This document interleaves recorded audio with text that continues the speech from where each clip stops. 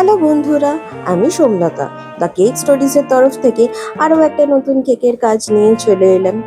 শুধু তো কেকের কাজ আমি করেই যাই, তার ভিডিও শ্যুটগুলোও করে যাই, কিন্তু সেগুলোকে এডিট করে পোস্ট আর তোমাদের সঙ্গে করা হয় না, তোমাদেরকে বলাই হয় না, তোমাদেরকে দেখানোই হয় না। হ্যাঁ, অবশ্যই যারা আমার পেজে আছো তারা হয়তো কেকের ছবিগুলো দেখতে পাও, বাট মেকিং ভিডিওটা একদমই তোমাদের সঙ্গে শেয়ার করা হয়ে ওঠে না। শুধু এডিটিং নয়, এডিটিংয়ের সঙ্গে তোমাদেরকে প্রত্যেকদিন নিত্য নতুন কি গল্প শোনাবো, তোমাদের সঙ্গে কি গল্প করব, এটাও কিন্তু বিশাল বড় একটা চিন্তার ব্যাপার আমার হয়ে দাঁড়িয়েছে, যে এত নিত্য নতুন গল্প তোমাদের সঙ্গে কোথা থেকে আমি শেয়ার করব, কোথা দিয়ে পাবো। তো সেই ভাবতে ভাবতেই কিন্তু আমার অনেকটা সময় চলে যায়। তাও সাহস জুগিয়ে নতুন নতুন গল্প তৈরি করার চেষ্টা করি, তোমাদের সঙ্গে বিভিন্ন কথা বলি। তো এখানে কিন্তু আমি একটা 1 পাউন্ডে কেক তৈরি করছি। এটা কিন্তু চকলেট কেক। তোমরা তো জানোই যে চকলেট কেক কীভাবে আমি করি, তবে অনেক মানুষের কিন্তু বিভিন্ন রকমভাবেই চকলেট কেক করে। সেখানে কে কীরকমভাবে চকলেটের পরিমাণ দিচ্ছে তার উপর ডিপেন্ড করে কিন্তু সবসময় প্রাইস হয়। কেউ যদি শুধু চকলেট স্পঞ্জের সঙ্গে ভেতরে ভ্যানিলা ক্রিম এবং তার সঙ্গে যদি শুধু অল্প কিছু চকো চিপস দেয়, তাহলে সেটা এক ধরনের দাম হয়। যদি চকো চিপস চকোরাইস দেয় তাহলে এক ধরনের দাম হয়।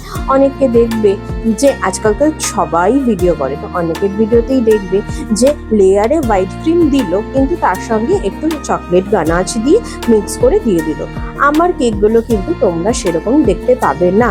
আমার কিন্তু পুরোপুরি চকোমুস দিয়ে বা বলতে পারো লাইট চকলেট গানাচ দিয়ে কিন্তু আমি লেয়ারিংটা করি। বাইরেটাও চেষ্টা করি প্রপারলি চকলেট দিয়ে কোটিং করা, যাতে কোনো ধরনের ক্রাম্ব না আসে, কেননা চকলেট কেকের টেক্সচারটা কিন্তু অন্যান্য কেকের থেকে একটুখানি আলাদা হয়। সো সেই রকম বুঝেই কিন্তু আমি চকলেট দিই, আর সেই রকম ভাবেই কিন্তু আমি দামটাও নিই। এটা কিন্তু আমি বারবার বলি। আর সবসময় তোমরা চেষ্টা করবে যেন পারফেক্টলি ফিনিশড করি, যতক্ষণ না নিজে থেকে স্যাটিসফাইড হবে, বা তোমরা অনেক সময় নিজেদের স্যাটিসফ্যাকশনটাও যদি কম থাকে, চেষ্টা করবে যে কাস্টমারকে যেন ফুললি স্যাটিসফাইড করতে পারো, সেইভাবেই কিন্তু অলওয়েজ ফিনিশিংটা করবে। এখানে কিন্তু আমি ফ্রেশ ফ্লাওয়ারের ওপরে কেকটা করেছি। তো তোমরা দেখতেই পাচ্ছ যে বিভিন্ন ধরনের ফ্লাওয়ার দিয়েছি, রোজ দিয়েছি, তার সঙ্গে কিছু জিপসি ফ্লাওয়ার দিয়েছি।